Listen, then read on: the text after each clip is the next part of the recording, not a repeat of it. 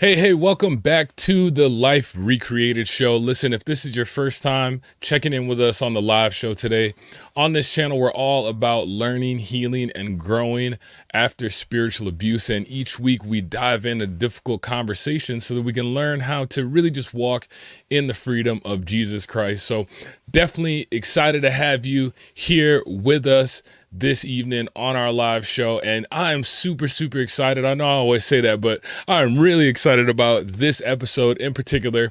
With this, when we're actually recording this show, it is in the middle of Women's History Month. And so I have been over the last few weeks interviewing women that I know, that I respect, and that I love as sisters in Christ, and been really just trying to gain a perspective of their view of what it felt like to be in a spiritually abusive system and church as a woman. And I've learned so much from these conversations over the last couple of weeks. It's given me so much insight to understanding the heart behind it and understanding what's happening to a lot of these ladies. And so I was just really encouraged, and I'm pumped up about this episode tonight because I actually had the opportunity to sit down and talk with my very own wife about this subject at hand. We were both part of the same church. That's actually how we met. And so, I got the chance to just sit down with her, really just get her perspective as a woman on what it really felt like and, what she experienced during that time. So I'm super encouraged by this conversation that I had with my very own wife, Roberta Lea. So without any further ado, I'm not going to talk anymore. Let's jump into this candid conversation with Roberta Lea.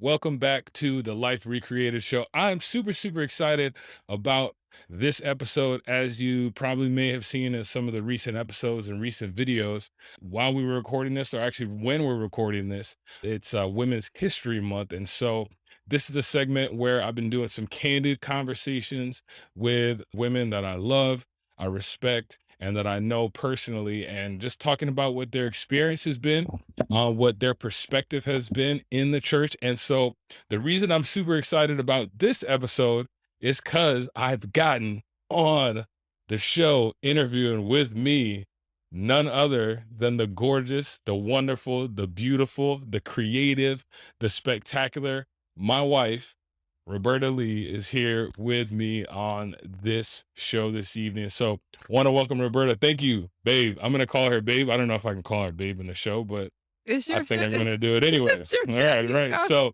I think I'm just going to call her babe throughout the show, but I'm so glad that you're here and having this conversation with me on the show. Oh, I'm excited to be here. I Thanks am for too. letting me in your man cave. So we're going to jump into tonight's episode, and this is a candid conversation that I'm going to be having.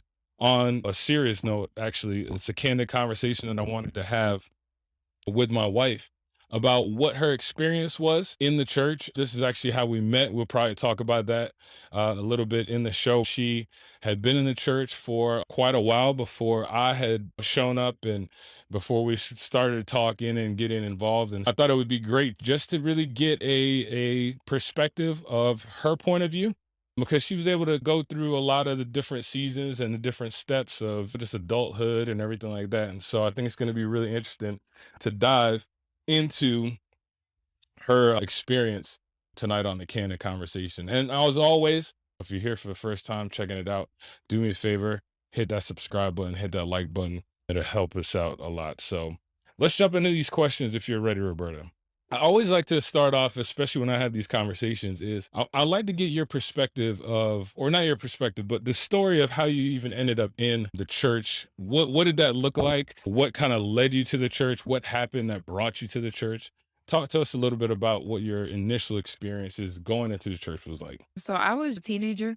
I remember the day very clearly. It was a Saturday. I was hanging out with my best friend in her backyard, and these two women walked up to us while we were hanging out. And I remember specifically one of them who was the pastor's wife at the time. Okay. And so they shared the gospel with my friend Sharon and I and let us know that to say this prayer to make heaven our home. And we prayed with them. At the time, I remember my big sister telling me as a teenager, I'm just trying to figure my way out through life. And I remember her mentioning, she was like, maybe find a church or get involved somewhere. Like she was just giving me some pointers. And one of them happened to be maybe going to church or whatever. So I took that to heart and I took their invitation and she came and picked me up that Sunday Okay. and I started going. And did you mention how old you were? Did you say I how? was 15. Wow. Okay. So you're 15 years old. So as a teenager, I mean, what were you like? You were like a sophomore probably at this time, like Yeah. 15 around that time. Yeah. So you're 15 years old. You're here where we live in Virginia. So you're growing up here in Virginia, and your sister mentions that it would be good to find a church or something like that. And so then you have these ladies approach you right after, and they invite you to church. What did you feel like that was? Did you feel it was like this must be a sign, or Yeah. like something that? Okay. Yeah. Yeah. Okay. All right. And then is that what kind of encouraged you to just keep going to the church or something like that, just because how all those connections were making, or did it really mean anything Yeah. at the time? Okay. Yeah. Yeah. It was simple. She said she'd pick me up for service. And Okay. for me, it was just another good thing to be involved in when it came to the community.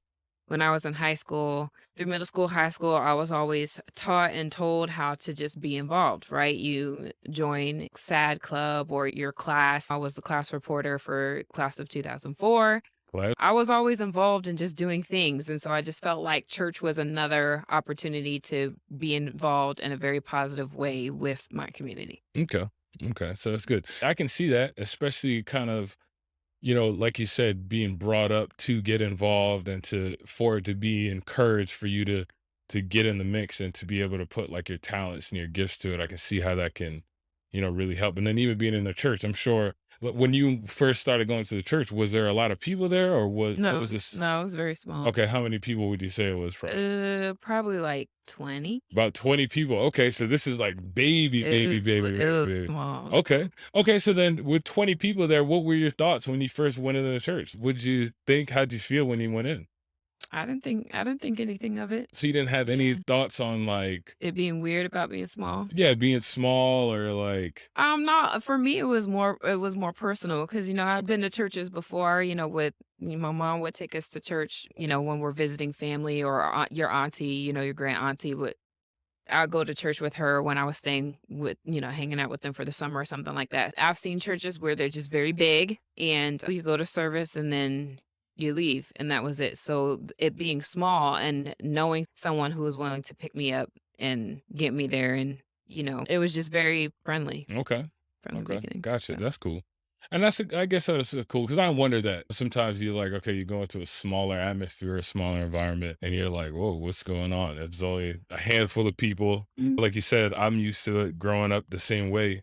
When we grew up and my parents used to take us to church, it would be several hundred people. So it was just like, oh, okay, this is what church is supposed to look like. So let's just switch gears a little bit. So you're really young at this age, 15, 16 years old. And like I mentioned before, what I really wanted to really dive into and really just kind of get an understanding of was what the role of a woman looked like in the church, and then what kind of it can look like in a spiritually abusive church, or like experiencing that. And that's what we came out of. When you're 15, 16 years old, what were your earliest observations of just women in that church and in their role with it being so small? childcare. Childcare. Okay. All right. So The women babysitter. took care of they had nursery for Sunday services.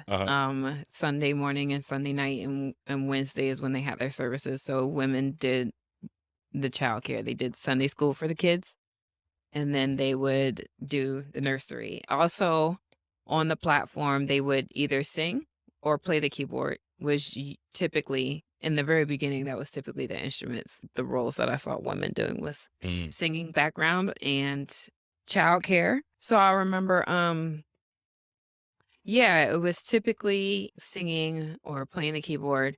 I do remember there being like a women's outreach. Anything that was anything that was led by a woman was for women. Like either for the women or the children type. Oh, okay. So that was the only thing, was it was just for women Yes. and children. Mhm.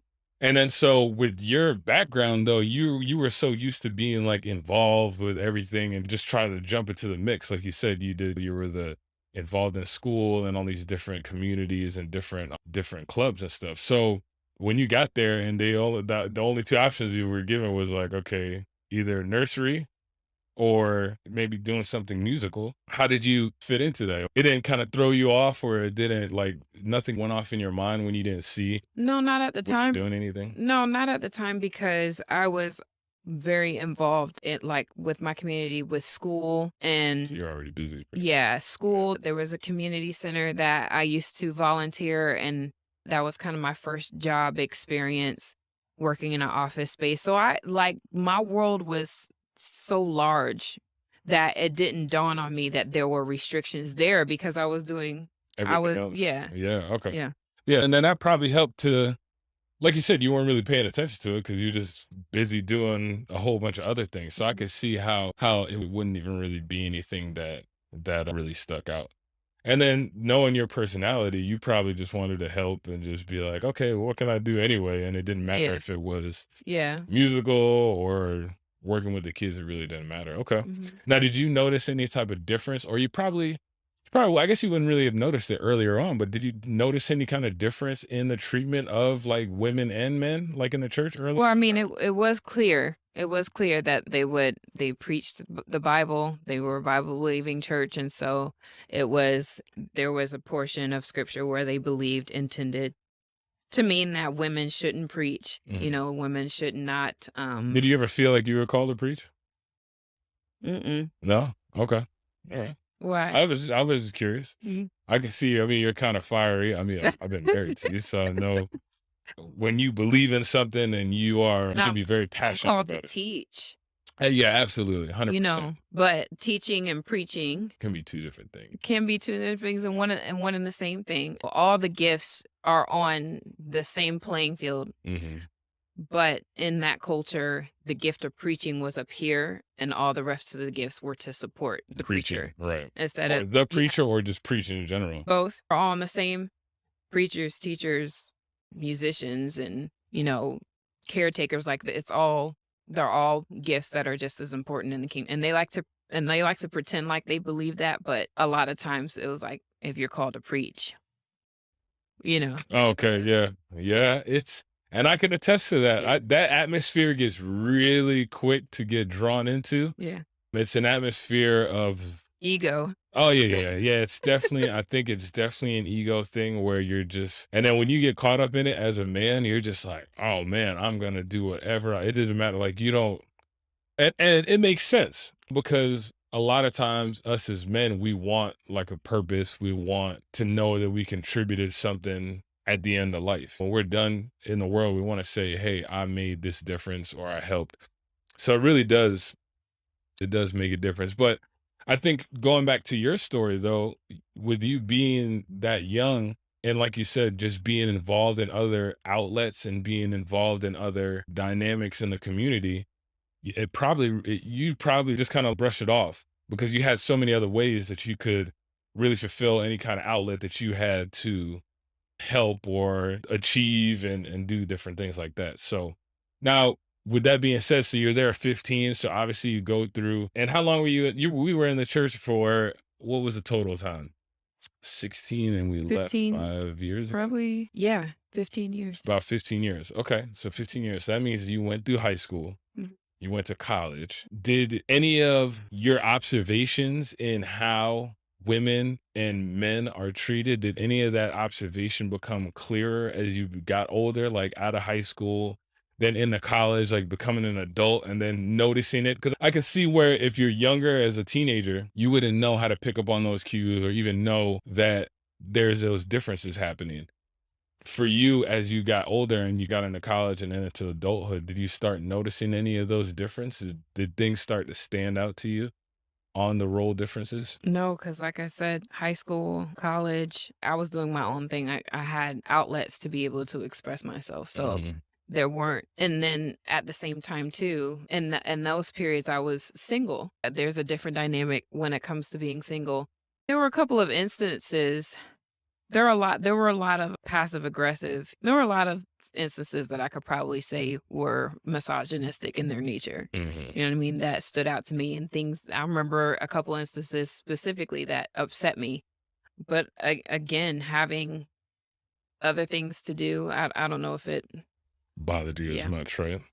Yeah, that makes sense. I mean, if you not already have until an marriage. outlet, Yeah. yeah, okay. Well, you what do you mean not until marriage? Well, because when Until lockdown? Is that what you're saying? no, because when we got married, we went into ministry full time, and that's where it felt like not our marriage being a lockdown, but that's when the ministry felt like lockdown. That's when Okay. it was like So it's more watching your every move, like what do you do, like way too much control, and when I started to continue to take initiatives to do things that I naturally did, I want to do this, I'm going to do this, and all of a sudden it was a problem. mm. That's wait a minute. Is that where you notice the shift in? Okay, now I can see it happening. Like you said, like now, whenever we're in ministry now, and now it becomes a problem. Is that when the light bulb went on and you were like, hey, what in the world? Like, how did that make you feel as a woman? I always wonder about that. How does it feel internally to have to deal with that? Because I know it probably causes some tension, doesn't it? I mean, it felt very suffocating. Mm-hmm. I remember, and I'm noticing now that I'm older, I realize that I will physiologically respond to an environment that is not healthy for me. Mm-hmm. And so there were times where I thought that I was depressed and I was having panic attacks and things of that nature. And I realized that it wasn't me. It was that I was not, that space wasn't, I just couldn't breathe. I couldn't shake it. It was like just a weight that just felt like it was dragging me down, and I could not, I felt that I could not freely be myself. Mm-hmm. I think what you just said there is my whole idea of even on this channel. When you think about when I remember when we left, the feeling that I felt was like I wasn't in bondage anymore. Like I could just be like, huh. Like, It felt, yeah, even though, very you're relieving. just like, okay, it puts you in a very awkward space because you're so used to, like you mentioned, you've been there 15, 16 years. Mhm. Being in an organization and being in a church for that long of a time, I'm sure you just developed all these different over the time, like you just get into a groove of this is what we do in the church and this is how it happens in the church. And so when you leave, you're just like, man, this weight is just taken off you. And even with spiritual abuse. And that's one of the things I'm learning too, as I'm studying this, is that a lot of times those systems will put so much performance and weight on the members that it becomes a point where it's just unbearable. It just becomes to the point where you're just like, I can't function like this spiritually anymore because I feel like I'm in this box. Mhm. Okay. And so when you started experiencing that, where were we at that point in our marriage? Is this when we kind of came back, or what was this while we were gone in North Carolina? It was when we came back, When we came because back. because again, in North Carolina, and I keep going back to this, but whenever I have my own space to freely create, freely do, freely take risks, freely work and do just anything any type of space where I feel like I have the freedom to move, I am perfectly fine. And it's like, so it was when we got back and we were full-time ministry that it started to, like, the constriction, like I could feel it setting in, because you're there Sunday morning, you're there Sunday night, then you're there for then you might have Monday off, but there's Tuesday drama practice and Wednesday service, and then Thursday band practice and Friday Bible study, then Saturday outreach and Saturday concert. And so It's nonstop. it's Yeah, it's nonstop. nonstop. Your whole life revolves around it. Exactly. And it's now your friends are at the church, because where are you going? Like before, as a teenager, I had my friends in school, I had my big sisters, I had College. work, people who we met at work, college, all that kind of stuff. But when we got back to do ministry full time, all your friends are there at church. Your vacations are Bible conferences. Yeah, Your exactly. entertainment is Saturday Night Live. Like Oh gosh, yeah. everything was there, and Memorial Day picnics, Well, 4th of July picnics. everything Yeah. revolved around that space, and I could not take that. I was not healthy at all, and Yeah. I felt myself like suffocating extremely quickly. And I thought it was me being pregnant and emotional, or all kinds of things that they'll usually use to be an excuse and just kind of sweep it under the rug. But it was not a healthy space to be all consumed with that. So hmm And then I can imagine, how do you think that, I can imagine for you with your personality, once you hit that moment when you started feeling that restriction and feeling that kind of somebody putting you in that box, how do you think your personality responded to it? Do you just, because with you wanting to be free and just like, how did that, like, how do you think your personality just, well, I couldn't understand. I was doing what I had always done. I was being who I had always been, but suddenly it was a problem. hmm, okay, Now all of a sudden it's a problem. And I'm like, this is who this is the same, I'm the same woman. yeah, Why is it a problem now? Now there's a paycheck involved, okay, right? Now there is, and that's what I was mentioning earlier about the difference between being single and married, because as we mentioned, it being the type of environment where it caters to men and the ego and discipleship and all that kind of stuff. Now, there was a point where the minister had upon some, like I don't want to say upon because I don't want to be disrespectful, but if it makes sense, like he has something to hold on to and to manipulate because of how they have treatment. And my husband, that was you. yeah, You know what I mean? So now that approach wouldn't have happened to me so much as a single woman, yeah, woman, yeah, right? yeah, But because if you remember in our marriage, every issue would come through you. yeah, yeah, No, yeah, I was never ever approached to say, hey, you know, so yeah. And then even if you were approached, it was in a very, like you mentioned before, it was passive aggressive. It wasn't the direct issue dealt with. And that's the problem. So what that's called that you're talking about there is called, and I've studied this, is called triangulation. Mhm. So what will happen is that in a situation where you have somebody that's trying to control or trying to manipulate your behavior, instead of going to you directly, they're going to go to the person that's closest Closest to. connected to you Mhm. because they know how much you influence that person. So in our situation, what ended up happening with us was that if there was something that you were doing that wasn't an approved kind of like behavior, it would be brought to my attention in the hopes that I would then come to you and say, hey, Yeah. you need to fix this. Yeah. You know what I mean? So, And to clarify, like to give an example of what was like a unapproved yeah, let's get it. behavior was having a homeschool group. Yeah. Like I started a homeschool group with a couple of moms that had kids. We all had kids the same age. And so I was like, this would be great. Let's meet Tuesdays and Thursdays. We could meet at my house. I could do little activities with the kids. And then on Thursdays, we can go and do fun stuff together. And that was not approved. That was an issue, so it would be simple things. And on top of that, non-biblical things. So that is, I think you bring up a really good point because that's the one thing that I always want to go back to is biblical, is your behavior and how you're being treated and how people in the organization or in leadership are Mhm. responding to you just because of gender. Is that biblical? And I think that's where a lot of the issue comes in. But even the fact is, okay, you may say and ask that question, is that biblical? But my question then is, when you're in it, how come nobody ever really says, hey, is this really biblical to Because act like that? because the culture teaches that your pastor is biblical. Your pastor is your headship. Hmm. He's your head, he's your leader, and so you are supposed to submit to headship, Hmm. right? That is a fundamental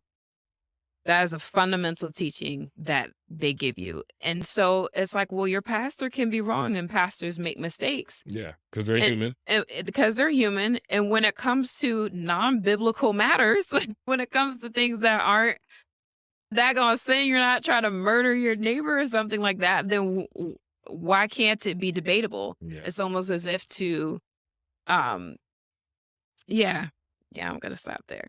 Why not? You can be as open as you want to do about it. I think that having these conversations is important because it really brings to light what happens and what can happen in those environments. And I know that there's a lot of times where people are thinking these same thoughts while they're there, Mm. but because nobody talks about it, because in Right. a lot of times those environments have this no talk Mhm. rule, like this kind of code of silence rule where Yeah. you can't Then say you're labeled anything, then rebellious you're labeled or, rebellious. Or I mean, do difficult. you think anybody? I know in some of the interviews that I've had, some of the ladies have brought up being called a Jezebel. Do you think that you've been labeled a Jezebel Oh, before? yeah, Yeah. yeah, yeah, it's just a scapegoat, um, you know, dog whistle, that they use in the church whenever a woman has the audacity to challenge even the smallest of even the simplest of things. Mhm. You know what I mean? Like, why would I be labeled a Jezebel to challenge you about what goes on in my own house? Yeah. Like, why are you telling me what I should be doing in my own house? You know what I mean? Like, Right. why is it in your, but it kind of goes to show like how much control, like little by little, these ministries start to get, these people start to depend on. Yeah, I just felt like when the shoe hit the fan, I just felt like that the chapter was over. I'm like, this chapter is done. I'm over it. You know what I mean? Like I know that there's bigger and I know that there's more. And I felt like I had that God did bring me there for a reason, for a season. And that season was over. And that's it, and you're done. And that was it. I think but your response to it, I think, comes from your self-confidence because you like you said and you mentioned earlier in, the beginning of us talking, you were already used to you were already used to getting involved and you were already in a position or in a mindset rather that you didn't need to have validation from like a certain group or you didn't need to have validation from this group of people in order to make you feel Mhm. self-confident or Right. you have your self-worth. And I think that's what helped to develop that mindset. Okay, well the season's done and we're just I'm gonna out. move on. Yeah, exactly. I'm out. And I can imagine when that time did, happen for you to move on, that if you felt suffocated, you were just like, "Phew, this is great. Like I can breathe now. I can actually live." How do you feel like the transition was from when you finally left and departed from that? What was your initial feelings through that time? Peace. Peace? Wow. Peace and relief. Mhm, It was very relieving. mhm, Yeah. mhm, And that's kind of a shame, but yeah, it was time. It was just time. yeah, Yeah. yeah. I think we definitely had a different response to it.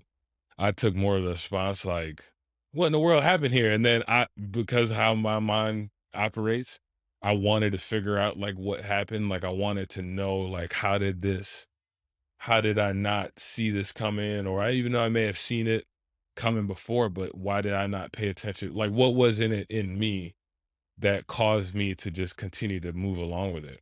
I think that kind of speaks volumes to the spiritual experience between men and women, because if you think about our stories separately, you came into the church and you were lifted up.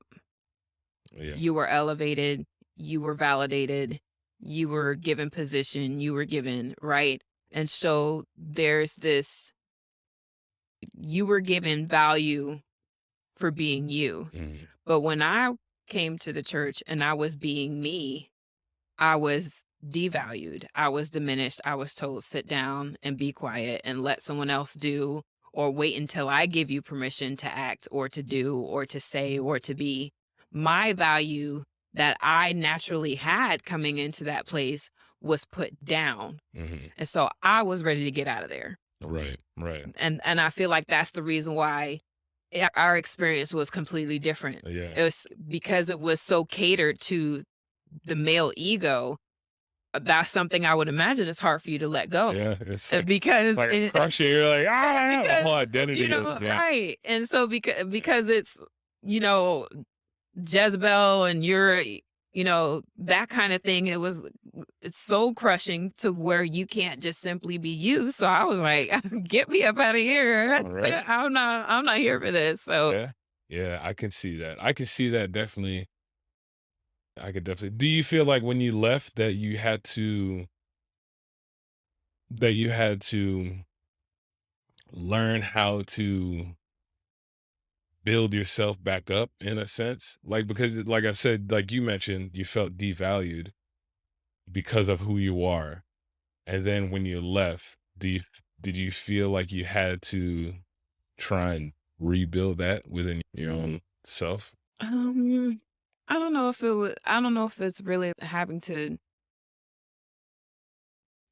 because my perception of myself, yeah, there were times where I felt devalued. So yeah, I think coming out of that, just looking at the world, looking at myself through just a clear mind and a clear lens. Like, this isn't what somebody else says. This is specifically how God views you, how you operate, how you move, and just falling back in love with that and receiving that. But it was hard.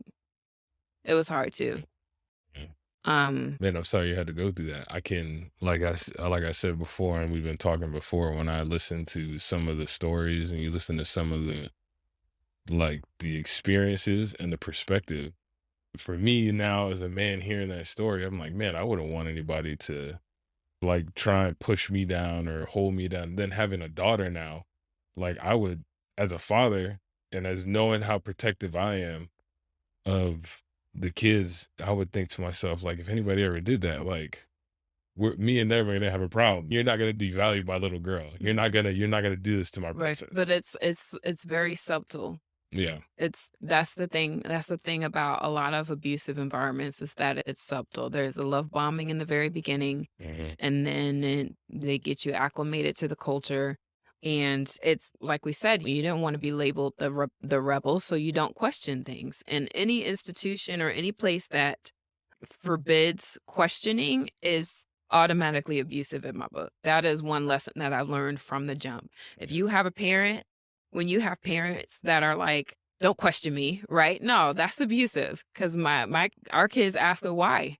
And if I love them, I I'm just gonna explain explain it it. to Yeah. them. And if they want to discuss, then we discuss. And we can go back and forth and say, well, can I have another popsicle? I don't have to intimidate them and force them in a particular direction. If I feel like I have to do that, then that's abusive. And jobs in the capital world don't question whose salary. There's always that question, like salary, right? Mm. Well, a lot of people speculate the reason why they don't want us to ask questions is because you're going to find out that they're paying someone completely different from you with Yeah. different job skills or for whatever reason. So they're like, hush, hush, no questions. Right. No questions allowed. Anytime people don't want you to ask questions, beware. Yeah. And so, That's the lesson I learned coming out of this is I'm gonna ask you some questions. If you absolutely. don't want to answer the questions, then you got to be like, okay, red flag, because there's something that you're not telling me here. There's something that I'm missing here Hmm. that shouldn't be there. And then, so going back to what you were saying about being in that space where you felt like you had to build your own value, what would you say to someone who may be coming out of a situation like this? And what I've learned, even in having these conversations, like, I know that this channel is about spiritual abuse. I know that it's talking about the things that can happen in the church from church hurt. But the thing I've also been learning is that these things that we're discussing really is abuse in general, like Yeah. physical abuse, Yeah. domestic abuse, Yeah. anything. If somebody, you're out here listening to this and you're like, oh, maybe I didn't experience spiritual abuse. Yeah, you may not have experienced it in the church, but it could be in some other different arena. But I think a lot of the concepts are the same. Yep. So, with that being said, my next question would be, what would advice or what encouragement would you give someone that may be coming out of an abusive relationship as a woman? How would you encourage them on how to build back up their value Mm. as a woman? I would encourage them to reach back into that inner child, like who you really are, and start doing that again. I just wrote a song. I just wrote a song. I think I decided what to call it, Through It All, Okay, right? through it all. But Maybe we'll put a link in the description maybe. if it's ready. Link in the description. Okay. But yeah, I just wrote a song called Through It All.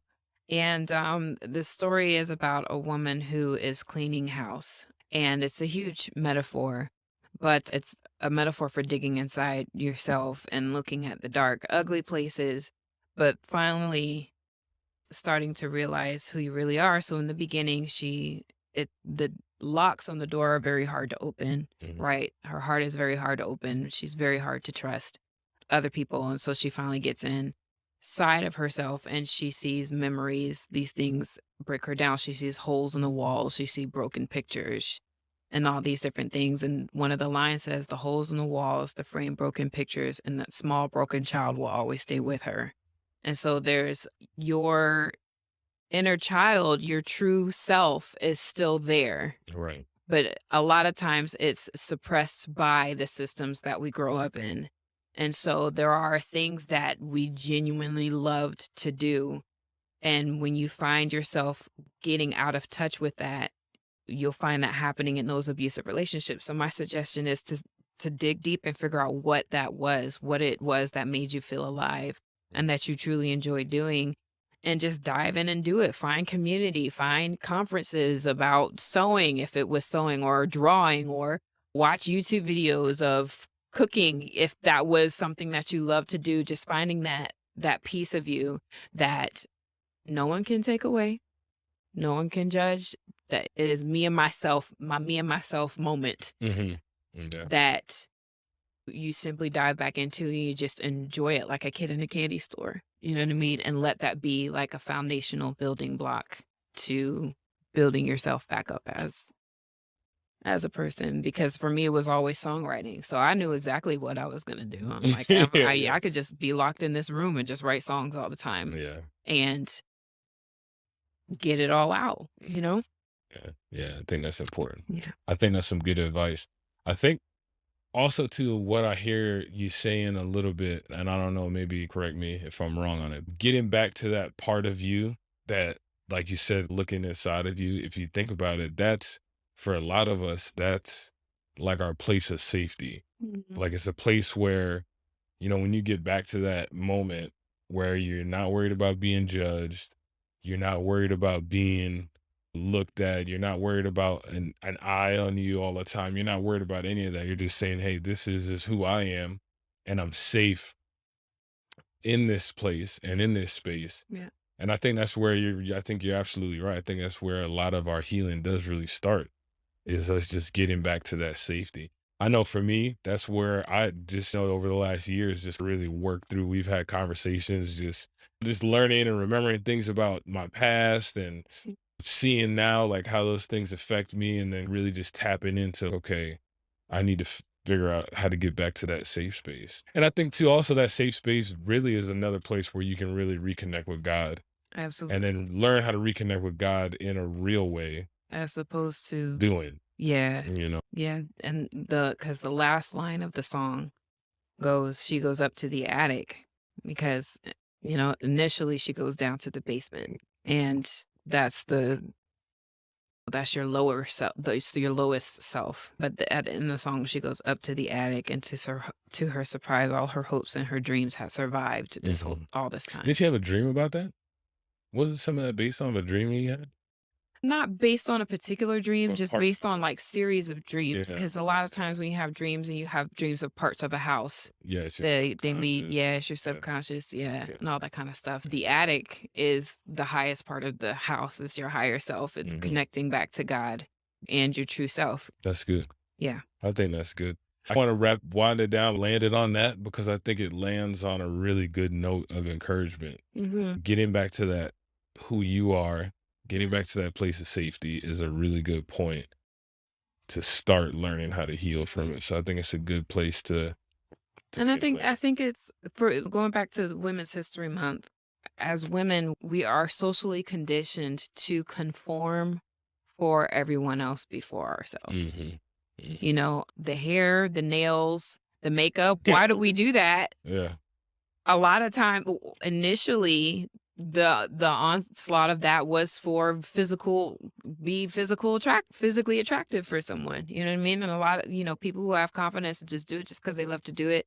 they're out there and that's great. But overall, in general, that is the purpose of that. And that's one simple social construct that says that we must conform for the sake of others' perspective of us. And then we're always trained subconsciously to be ready to get married and be ready to have kids and things of that nature. And all that's well and good, but no one ever reassures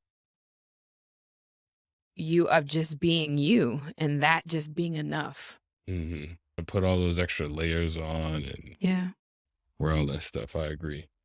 So how do you think that, let's look at the context of the church. How do you think coming out of the church, being in ministry, seeing that, what ways do you think that we as a church, and kind of when I say church, I'm talking about like the body, like the people. If I'm a Christian, you're a Christian, like we are the church. But how do you think that we can help to change the culture around that and how women are treated and how they're valued? What advice can you, from a woman's perspective, say, hey, church, this is how women feel. This is what we can do to change the culture, or even start and begin to change the culture? What do you think needs to be some of the first steps? For the church to change the culture? Yeah. Let women lead and let them make mistakes without assuming those mistakes are because they're women. Right. You know what I mean? Yeah. Like, um,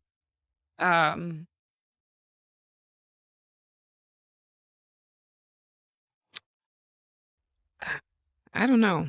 I think that the church has to pay close attention to abusive characters in general.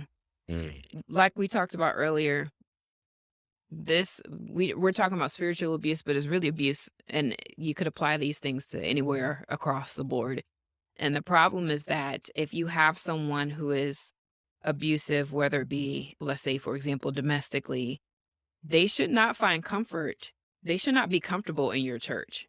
If people are abusive in other areas, if they're an abusive boss or they're an abusive parent, they shouldn't, if they find comfort coming to church and they find justification for their behavior in your church, that's a problem to begin Yeah. with. So the church really needs to pay close attention and understand the culture of abuse and make sure that it's not woven into the fabrics of its culture Mm. too. I think that starts with educating. A lot of times people don't know what to look for. Yeah. You They know? don't, yeah, Yeah. they don't recognize it. And I feel like that's the reason why it's very easy to get young, impressionable people into the church to begin with, because nobody recognizes those things. Mm. Yeah, education, talking about it. Women can't be afraid to talk about it. And that's why I appreciate you coming on and just sharing that. I I know appreciate you having me. there we go. Yeah. Yeah, I think it's Yeah. good to have those conversations. Yeah. And of course, men being willing to listen. Yeah, we've talked about that. Yeah. You need to learn how to listen. Yeah, we're working on it. Let's open our ears and actually hear. So Yeah. that's good. Anything else you can think of to add? No. Any other questions? No, that's about it. I think we can land it here. I'm really encouraged about what we talked about. I love just hearing your perspective on it. Like I just mentioned to you a little bit, it took me a long time to process and figure out what happened to it. And I know, just to let you know, if I've never said it, I know over the years, as I was trying to figure that out in my own head, what really kept me afloat was your response to it. Just the upbeat, okay, well, yeah, that's their loss. Let's move on. In my mind, I was like, oh, my whole ego is crushed and I'm shattered. But for you, you were just like, well, they done missed out on good talent. Like they missed out on something good that God wanted to maybe use or do in that environment, and they missed out on it. And so that helped me out tremendously, definitely during those tough times. So I want to appreciate you for just your perspective on it, how you've seen it and how you've handled it. I think you've handled it extremely well. I'm proud of you. You're crushing it with the music right now. At the moment that we're recording this, you just won Song of the Year at the Veer Music Awards just a couple weeks ago. You got a new EP out. I mean, things are happening. And I think it's a prime example of what you were talking about in our conversation. You felt suppressed, and as soon as that like restriction was released, it's like, okay, I'm free. I'm just Yeah. gonna fly all over the place. Yeah. And so I'm proud of you. I guess as we're leaving, where can people find you? I know, like I mentioned, you got your music, you got a lot of things going on. Where can people find you online? I am RobertaLea.com. There you go. Spelled Lea. Lea, not with an E. Spell it with an E. It ain't me. There we go. We gotta. Somebody said we gotta make a shirt about that. I heard something. Me and my friend Tyler. He knows. Yeah. So yeah, I'll put a link down in the description below to where you can find what Roberta's working on, her music that she's working on, all the different projects she's working on. I'm extremely proud of her. I'm just ecstatic about how things are going, how doors that are opening up, opportunities that are opening up, and just seeing the healing and seeing the progress and just seeing the growth over the years has been amazing as your husband. So I'm proud of you. Definitely proud of you. So we're going to go ahead and land it here. I'm so encouraged. If you found some value out of this conversation, let us know down in the comments. I'd love to hear your feedback. What are the observations that you may have seen in the church when it comes to women and how they're treated? And what are some ways that you think that we can just change that in our culture and especially in the church? Let me know down in the comments below. Wow, I don't know about you, but I got some tremendous nuggets and value out of that. I mean, just the whole idea, the whole concept of just walking in freedom and just understanding, what that would feel like and, putting those into words can be tremendously helpful. Look, if you're watching this show and you checked out that interview and just, heard that story and maybe there's things in there that, were triggers for you or things that stood out to you, I just want to encourage you, me knowing my wife personally over the last few years of us walking through this and seeing her progression and seeing her growth after this experience, if that's you out there and you may be finding yourself kind of walking out of this or, entering this new season, I just want to encourage you that there is definitely a place for healing for you in this walk. And, that's really at the end of it, what God wants and desires for us is to find that healing after this experience. And so do me a favor, leave it down in a comment, leave me a comment down below. I'd love to hear what your thoughts are on this conversation that I had with my lovely wife, Roberta Lea. And as always, like, share. If you're not a subscriber yet, do me a favor, hit that subscribe button. It definitely help out the channel and you'll get notified of whenever we do shows like this or whenever I put out any other content. But until next week, we'll see you next time, Thursday, 7 p.m., the Life Recreated show. Till then, keep learning, keep healing, and keep growing.